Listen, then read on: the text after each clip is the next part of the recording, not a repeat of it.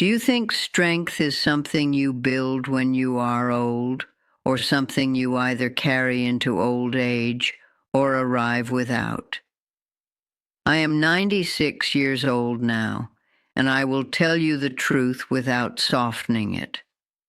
The body you live in today is not the result of what you did last year. It is the echo of what you did decades ago. Strength is not something you fix later. It is something you prepare early, or you spend the rest of your life trying to recover what was never built. When I was a young woman, no one spoke to me about longevity or preventive health. We did not use those words, but we lived them, or we paid for ignoring them. I grew up in a time when life demanded movement. We walked more than we sat. We cooked from ingredients, not packages.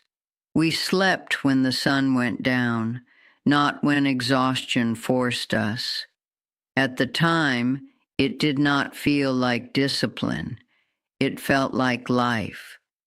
But now, looking back across nearly a century, I can see something I could not see then. Every small habit I repeated in my youth quietly built a foundation under me, not in a dramatic way, not overnight, but slowly, like laying bricks you don't realize you'll one day stand on. By the time I reached my 30s, my body had already formed its baseline. My bones had reached their peak density. My muscles had learned whether to stay or disappear. My metabolism had learned how to respond to food, whether to store it, burn it, or struggle with it. And I did not know it then, but many of those systems would never again be as flexible as they were in those early years. This is what most people misunderstand. Youth is not just a time of energy, it is a time of programming. What you repeat early becomes what your body expects later. I have watched friends of mine, strong, vibrant women in their 20s, ignore this. They believed health could be postponed, that one day when things got serious, they would start taking care of themselves. But the body does not work like that. It keeps score quietly, and when the time comes, it reveals the result without negotiation. By the time we reached our 60s and 70s, the differences became impossible to ignore. Some could walk freely, think clearly, live independently. Others were already negotiating with pain, fatigue, and limitation, not because of bad luck, but because of accumulated choices. I am not here to frighten you. I am here to make something clear. A strong life later is not built later. It is built early, when no one is watching, when the results are invisible, and when it feels like it doesn't matter. That is exactly when it matters the most. If you want to understand why some people arrive at old age with strength while others arrive with limitation, you must stop thinking in years and start thinking in systems. Because the body is not one thing. It is a network of systems that either adapt early and stabilize or decline early and compensate. And once you see it this way, everything begins to make sense. Let me take you back, not to my old age, but to my youth, because that is where the real story begins. In your 20s, your body is operating at what scientists would call its peak adaptive capacity. Your bones are still building density. Your muscles respond quickly to stimulus. Your metabolism is flexible, able to handle variation. Your cardiovascular system is elastic, responsive, efficient. This is not just being young. This is a window of construction. And here is what most people miss. This window does not stay open. By around your late 20s to early 30s, many of these systems begin to shift from building to maintaining. And if there is nothing substantial to maintain, the body begins maintaining weakness. I did not know the biology at the time, but I lived the outcome. I walked daily, not as exercise, but as transportation. I carried things. I worked with my hands. My meals were simple, consistent, and mostly unprocessed, not because it was fashionable, but because it was what we had.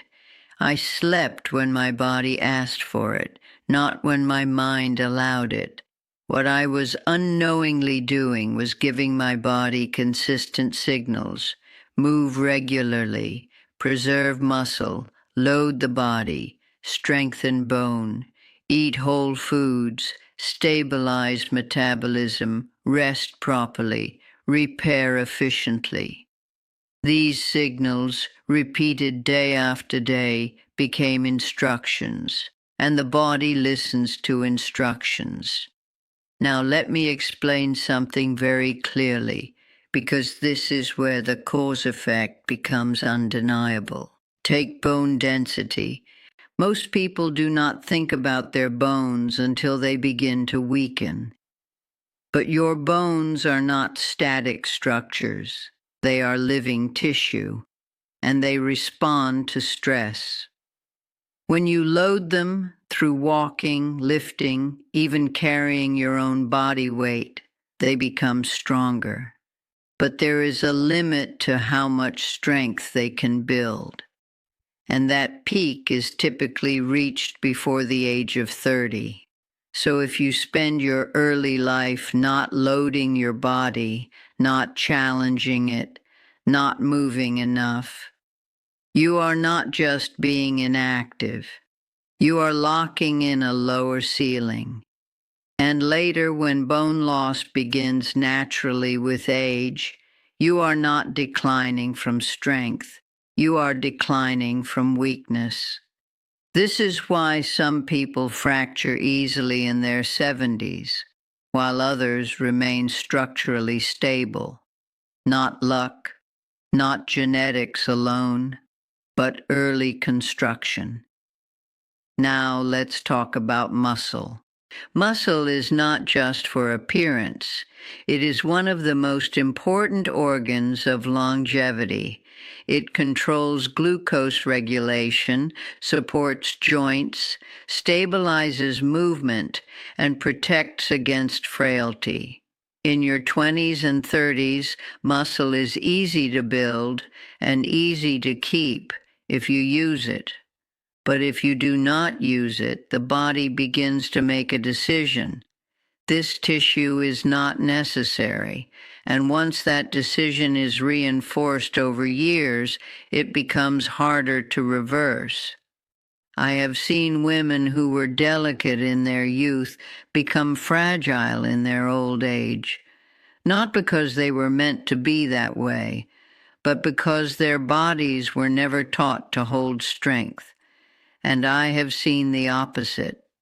Women who carried groceries, walked long distances, used their bodies consistently, who, even in their 80s, could stand, move, and live without constant assistance. That is not coincidence. That is muscle memory across decades. Now consider your metabolism. When you are young, your body is forgiving. You can eat irregularly, consume excess sugar, ignore balance, and your body compensates. It adjusts insulin, manages energy, keeps things stable. But what you are doing in those years is teaching your metabolism how to behave. You are setting patterns. Do we store easily? Do we burn efficiently? Do we respond well to insulin or resist it? Over time, these patterns become more rigid. So when people reach their 40s or 50s and suddenly say, "My body has changed," what they are experiencing is not a sudden shift.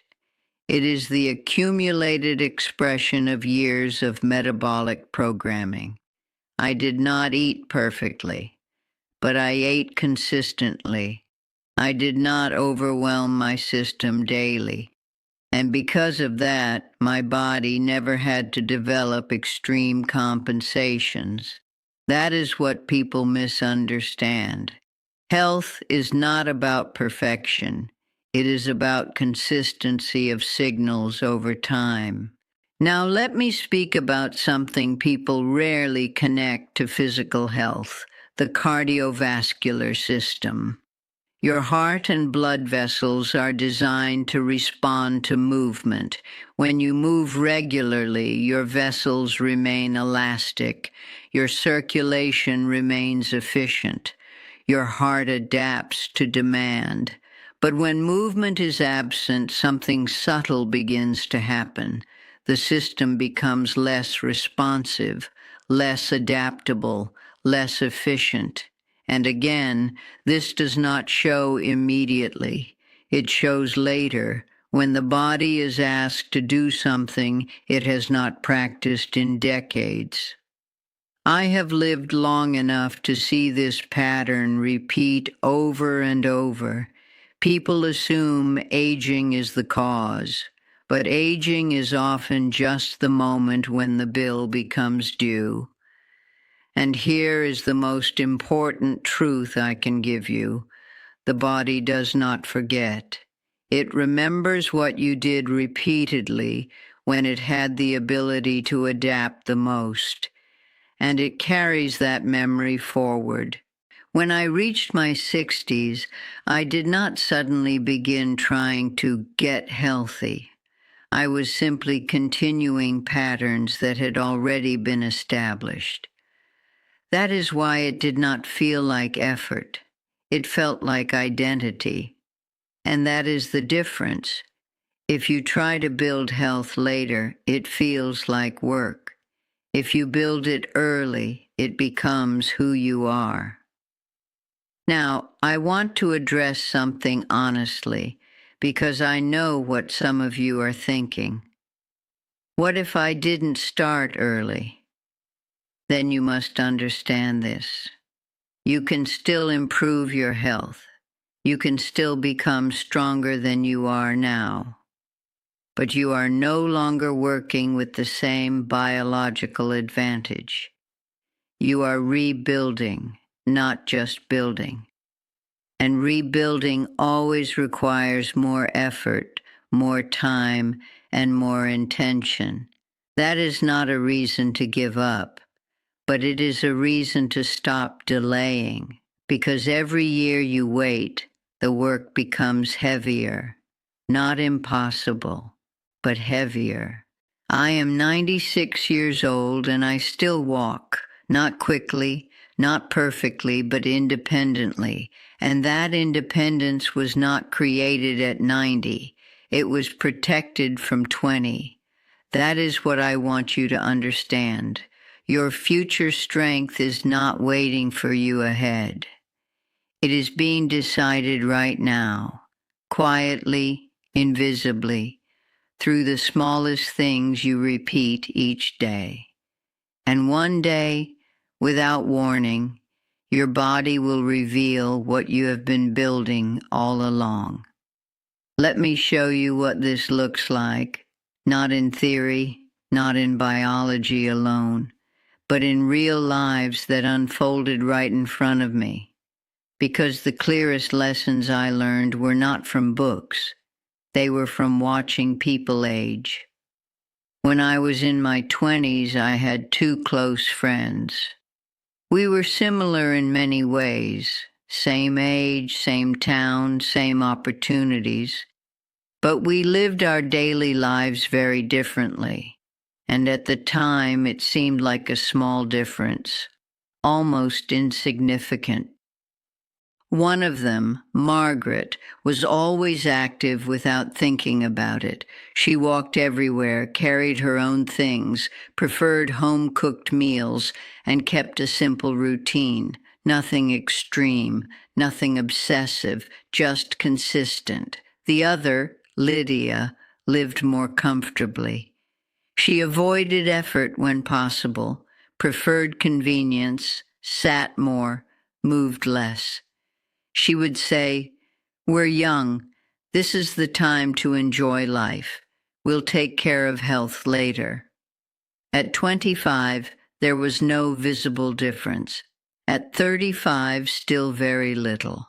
At 45, something began to separate. Margaret moved the same way she always had, stable, capable, energetic. Lydia began to complain, not loudly, not dramatically, just small things at first.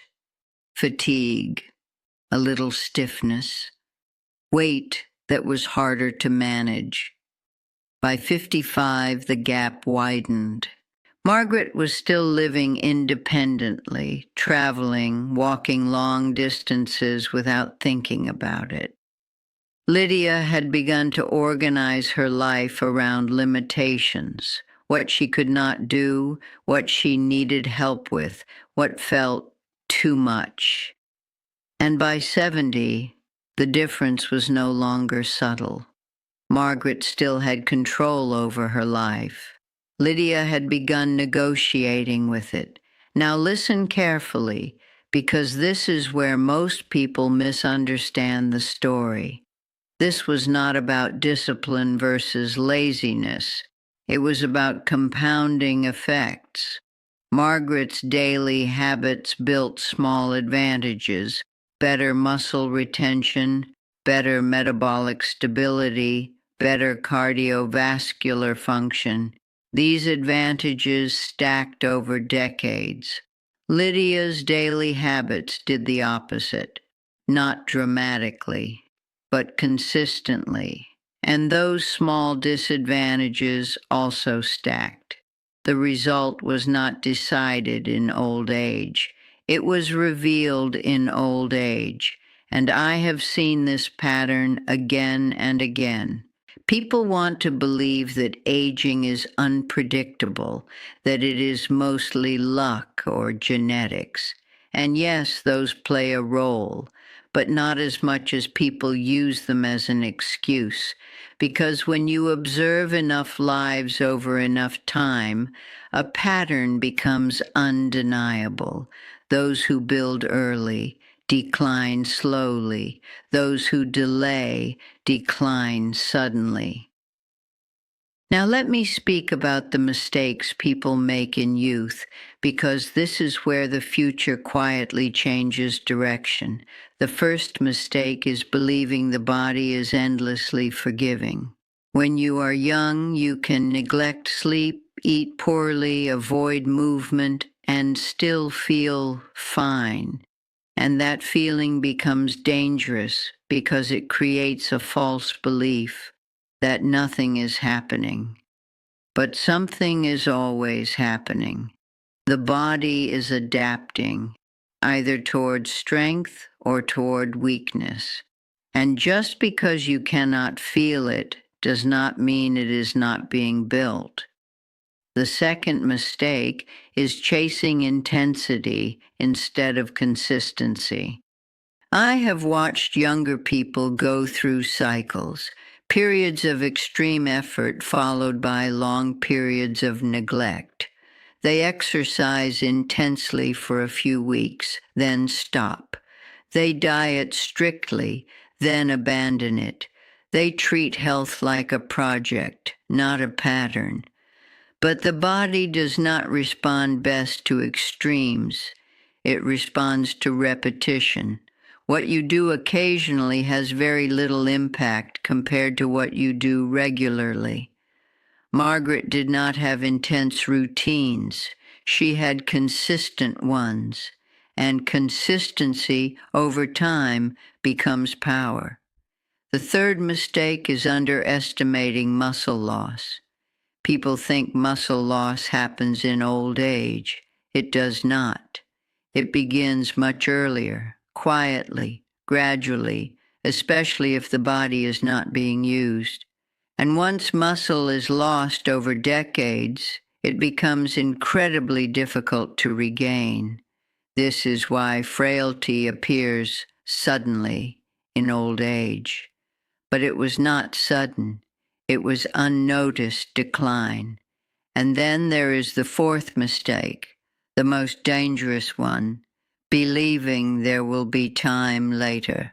This belief is so common and so misleading.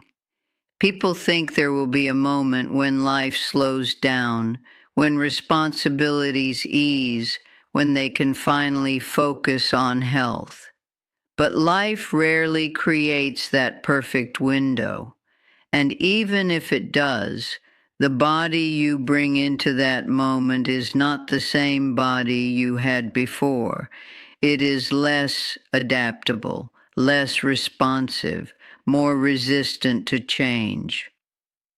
I have spoken to many people in their 60s and 70s who said the same thing to me. I wish I had started earlier, not because they could not improve now, but because they realized how much easier it would have been then. Now let me tell you something important, because I do not want you to misunderstand the message. This is not about perfection. I did not live a perfect life. I had years where I was less careful, less consistent, but the difference was I never completely abandoned the foundation. I always returned to simple habits, move daily, eat simply, rest when needed, not perfectly, but repeatedly. And that repetition protected me.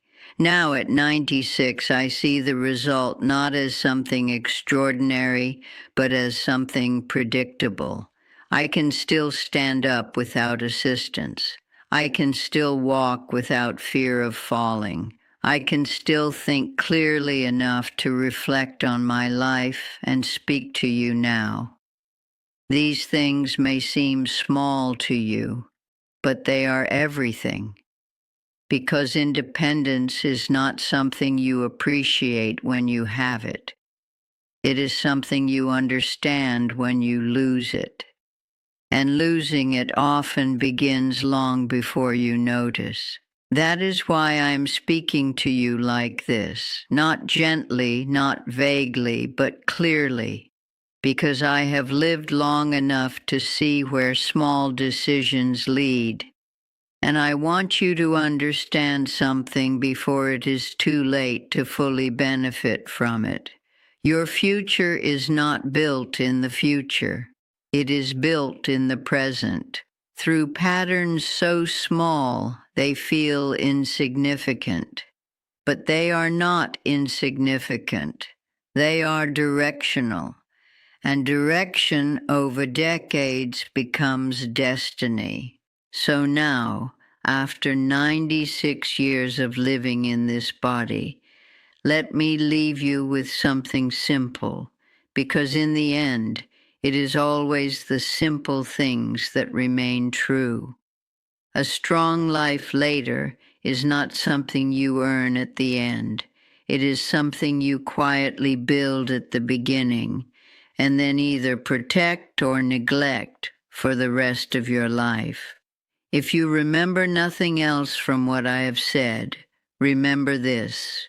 Your body is always listening, not to what you promise, not to what you plan, but to what you repeat. Every time you choose to move instead of remain still, your body records it. Every time you choose real food over convenience, your body adapts to it. Every time you rest properly, your body repairs with that expectation. And over time, these choices stop being choices.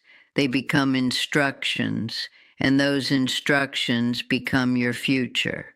You do not feel it at first. That is why so many people ignore it. There is no immediate reward, no dramatic signal, no clear proof that what you are doing today will matter decades from now, but it does, quietly, consistently, without asking for your attention, until one day it reveals everything. At 70, 80, 90, you will not be negotiating with your body in that moment. You will be living inside the result of everything you taught it before. That is why I am not asking you to do something extreme. I am asking you to respect the time you are in. If you are young, this is your window of power. Do not waste it thinking it will always be there. If you are no longer young, this is still your moment to improve. But do not delay again, believing there will be a better time. There is no better time.